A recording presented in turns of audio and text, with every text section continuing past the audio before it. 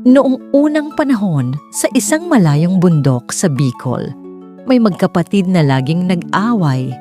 Nakatira sila kasama ang kanilang mga magulang sa isang maliit na kubo sa gilid ng bundok. Isang araw, inutusan sila ng kanilang ama na pumunta sa kamag-anak nila sa kabilang ilog. May pinapakuha daw sa kanila.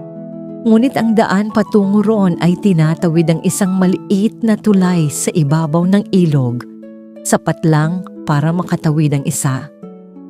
Habang tumatawid ang nakatatandang kapatid, biglang may nangyari. Ang kapatid na yon ay nawala sa gitna ng tulay at hindi na makatawid. Ang nakababatang kapatid naman ay natigil sa kabilang gilid, takot at nagulat sa nangyari. Hindi na rin siya nakaalis sa kanyang pwesto. Sinimula nilang tawagin ang isa't isa, umaasang maririnig ng kapatid nila.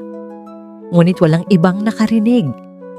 Ang kanilang tinig ay nag-echo lamang sa bundok, naglaho sa hangin, hanggang sa sumapit ang gabi at ang kanilang mga magulang ay labis na nag-alala.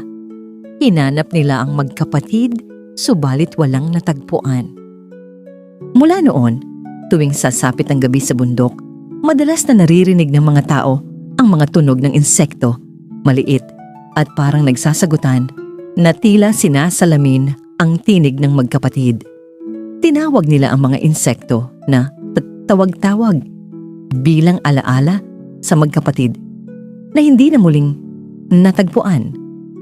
At ang aral ng alamat, mahalin at pahalagahan ang iyong kapatid. Iwasan ang pag-aaway dahil minsan ang hindi pagkakaunawaan ay maaaring magdulot ng panghihinayang na hindi na maibabalik.